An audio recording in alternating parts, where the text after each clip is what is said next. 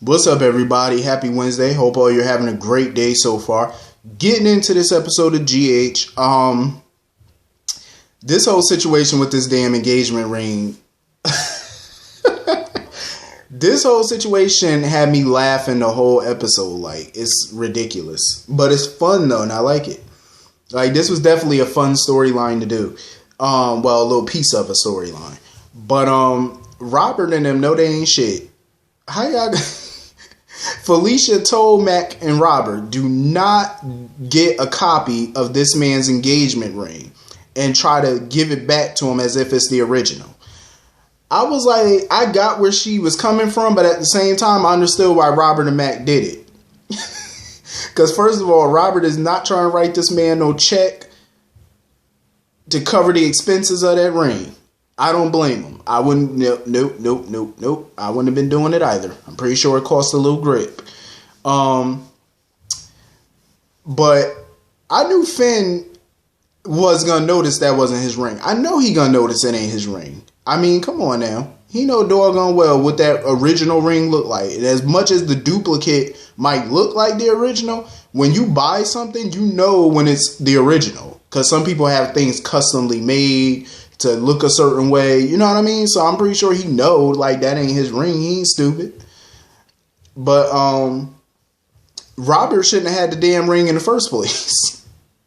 And then you're gonna sit it down on the counter for anybody to snatch. I'm like, is you crazy? And of course Mike ended up with the damn ring. Ugh, foolish.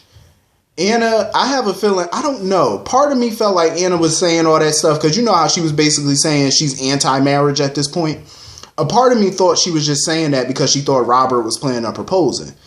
But then again, when she said that, you know, she and Finn are good and she likes the situation that her and Finn are in and she don't see a need to change it, that's when I figured she was dead serious about not getting married again. See, this is why I've been saying for the past couple months that Finn should have sat down with Anna and talk to her about the, you know, the future of their relationship and where they both see it going from this point. I felt like that was an important relationship to have. Like when you're dating somebody and you've been dating for a little while, that's, you know, the whole conversation about marriage and kids and, you know, religion, all that type of stuff plays a major role in the future of your relationship. Like, because you have to be on the same accord. Like, do you want to get married? Do you want to have children? What type of religion? You know, if you're both from different religious backgrounds, what religion will you have your children, you know, adapt to? Those conversations are so important to have when you're in a relationship. That's why I was saying Finn should have had a sit down with her to make sure they were on the same accord. And clearly they're not. He wants to get married. She's basically anti-marriage. She's good with being a girlfriend. You know, and having a boyfriend. She's perfectly fine with that. And living together and shacking up and stuff. You know, that's kind of what she wants. You know, she doesn't want that major, you know, commitment, you know, that marriage license that say I'm legally married to this person. She doesn't want that. Which I totally understand. Believe you me, I get it. Especially when you've been married quite a few times like she has. It's like, you know, at this stage in the game, why get married? Not to say that she can't change her mind in the near future, but for right now, I get it. You know, I totally get where she's coming from. I just wish that they had that conversation before Finn started buying that ring. Because I'm like, now you done wasted time and money on a ring that she may not even accept. I'm just saying. And I'm not too fond of that engagement ring to be totally honest. I mean, it's different, but I ain't too fond of it, though. So anyway, moving on from that. What the hell is up with that pilgrim shirt Sam is wearing? I'm like, what, Sam, what in the world, what in the 1950s Dorothy Dandridge cloth do you have on? I said, what is she wearing? I will say, at least the blouse is not black, because you know Sam, she'll come up in here dressed in black head to toe. We know that. Come on now. How many times she wore black? I'm just saying. I'm like, the wardrobe department, y'all need to step up Sam wardrobe. I'm just saying, because I don't know what the hell y'all had her wearing. I don't know what that was, but don't put that on her again. Please don't. Don't do it. Don't do it again, please. This is a warning. Don't do it again. I'm telling you now. So that whole conversation with Shiloh irked my soul. I'm so sick of this DOD nonsense. I'm not even lying. Like, listen, when I watch this show on TV, I literally have to mute the TV when that scene come on. Sometimes I don't even be knowing what they be saying to each other, but I just know it's some foolishness. So basically she wants Shiloh to come with her to the nurse's ball. This fool had the nerve to say he felt like the nurse's ball was a sham. Really? The nurse's ball, which brings awareness to HIV and trying to find a cure for HIV, they raise millions of dollars every year, and that's a scam. But yet you're charging people $10,000 to take your stink class. Will the real scam please stand up? I'm just saying, how you gonna call that legit charity a scam? But you're out here charging folks $10,000 to take your little voodoo classes just so you could put a spell and a hex under them. Really? Shiloh, please shut up. Please. He lost me with that one. I was ready to turn the TV off when he said that nonsense. Writers, Shelley Altman, Chris Van Eaton. In this storyline, please stop the bleeding. Please stop it. In this storyline now. For the love of all humanity. In this, please. I'm tired of it. He's sitting there talking about, oh, Christina, maybe she wasn't right for the organization or whatever. Shut up, Shiloh. I'm so sick of him. I'm tired of looking at his face right about now. The actor is good in a role. I will say that. The actor is definitely perfect for this role, but I'm over it now. I'm totally done with it. And this whole plan that Sam has is stupid. I'm sick of it. She basically probably gonna want Spinelli and them to record her little... Like, she's willing to go that far with it. She's willing to be sexually assaulted or raped by Shiloh just to get something on him. Like, she's really willing to go that far. Like, you're bugging. I honestly feel like she's willing to go that far because it's clear that she wants Shiloh sexually. Like, she definitely is attracted to him. You can tell that. Because ain't no way you're going to go that far. And she's definitely willing. Willing and ready. Even Carly had to ask Jason that. She was like, well, damn, how far is Sam willing to take all of this? Like, I said, for real. Carly need to calm down, though. Now she all up in pain and stuff. Now she got to be rushed to the hospital, and they got to run tests and see what's going on. I don't understand how anything could be wrong with the baby. Like, she just had a doctor's appointment not too long ago. So what could have happened from then to now? For her to be having all these cramps and pains and I don't know. I mean, I'm just not, hopefully they don't go through no miscarriage or nothing like that. Hopefully not, because I wouldn't see the point of having her have a belly at this point just for her to lose the baby. I just find it stupid. If you're going to get her pregnant now and, she's further along now, she's a couple months, you might as well just keep the child at this point. You know what I mean? Like, you just might as well. There's no sense in getting rid of it. And I know some people are like, well, we don't need another Corinthos spawn. Yeah, maybe not, but suffice it to say, it's happening. So, I ain't too thrilled about it, but I'm getting used to the idea of them having another kid. But, it's here. Well, it's almost here, so get used to it. Anyway, moving on from that.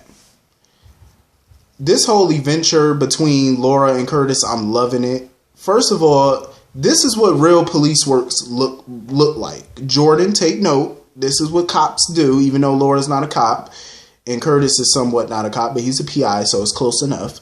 But this is what you do when you do good police work. You spot things, you notice things, the details. That's how you solve a case.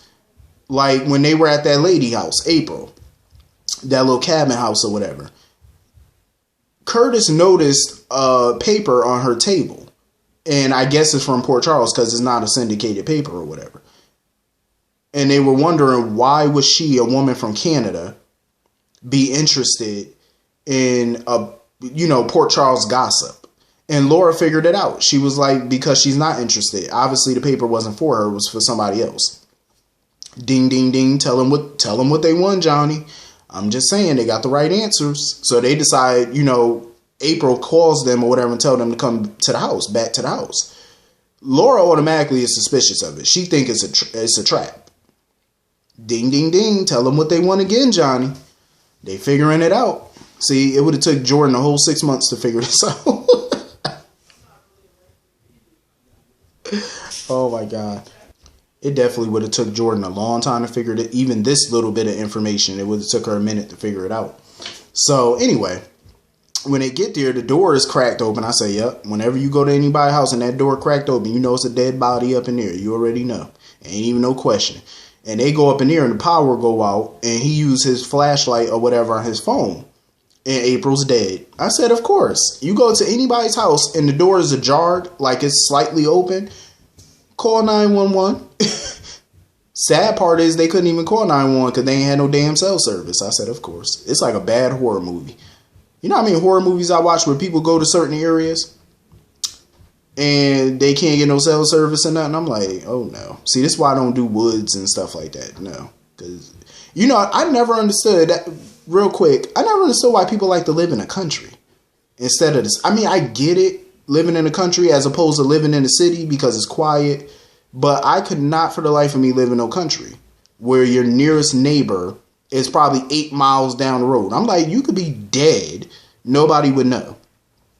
I'm just saying, like, no, you're not going to find me living in no country. I like the city where it only take 1 minute for the ambulance and the cops to get to you. I'm just saying. So anyway, of course, rest in peace, April. You weren't here long, but, you know, gone but not forgotten. Well, you'll be forgotten after today, of course, because I ain't going to remember you, but okay. So anyway, this fool Ryan done knocked Curtis the hell out. He knocked Curtis upside his head and knocked him out. And of course, Laura had to face this deranged lunatic. I said, oh, Lord. I can't wait for this to all be over. Ryan is the highlight for me. He's the highlight of everything. Like, he's been killing it the last 3 months. So what else happened on this damn episode? So basically, Jordan ain't getting no transplant. Not at the present moment. I think she might. You know what? I have to agree. Because, mind you, Kevin was a match. But because of his certain health issues, and he's pre-diabetic, he can't be a donor. Ryan. They bring Ryan back. They kill Ryan. She gets his kidney. Boom. That's the only way she's going to survive at this point. So anyway, Mike done got Finn's engagement ring, and he planned on proposing to, what's that lady? Yvonne. He planned on proposing to Yvonne. Of course, her husband Marcus ain't having it. You know, Stella and Sonny basically trying to kind of talk Marcus into letting it go down. You know what I mean? Like, because it'll make Yvonne happy, to make Mike happy, you know. And Yvonne had to remind them, like, obviously it's not going to be legal. You know what I'm saying? Even if they get engaged and pretend to get married, it ain't going to be legal. Just let them pretend. You know, in Mike's mind, Yvonne is his girlfriend, and they're both single. Yvonne is, you know, in her mind, she's single. She's not married. You know what I mean? This is all in their mind.